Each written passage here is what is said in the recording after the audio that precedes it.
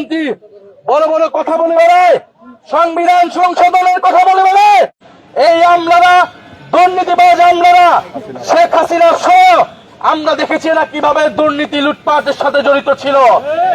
অন্তর্বর্তী সরকারকে ওরা কাজ করতে দেয় এবং এই তারেক রহমানের দুর্নীতিবাজদের সাথে হাত মিলিয়ে এরা জনগণের বিরুদ্ধে অবস্থান নিয়েছে। সবাই আমরা খুবই স্বাভাবিকভাবে বিরোধী দলের পক্ষ থেকে আমরা আমাদের মৌলিক দাবিগুলো জানাতে এসেছি শান্তিপূর্ণভাবে, নিয়মতান্ত্রিক ভাবে, কিন্তু তারা এখন পর্যন্ত না সেটাই প্রমাণ করলো যে সরকার জনগণের কোনো দাবিকেই তোয়াক্কা করে না।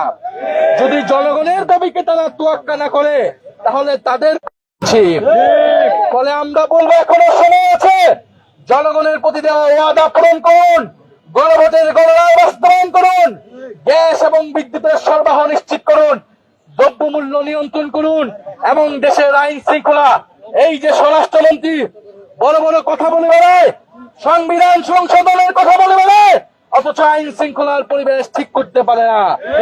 নিজের মন্ত্রণালয়ের খোঁজ নাই, কিন্তু সংবিধান নিয়ে পড়ে আছে, রাষ্ট্র পরিবর্তন নিয়ে বড় বড় কথা বলে, আর বাংলাদেশে খুন খারাপি ধর্ষণে ছেয়ে গিয়েছে। Action to action.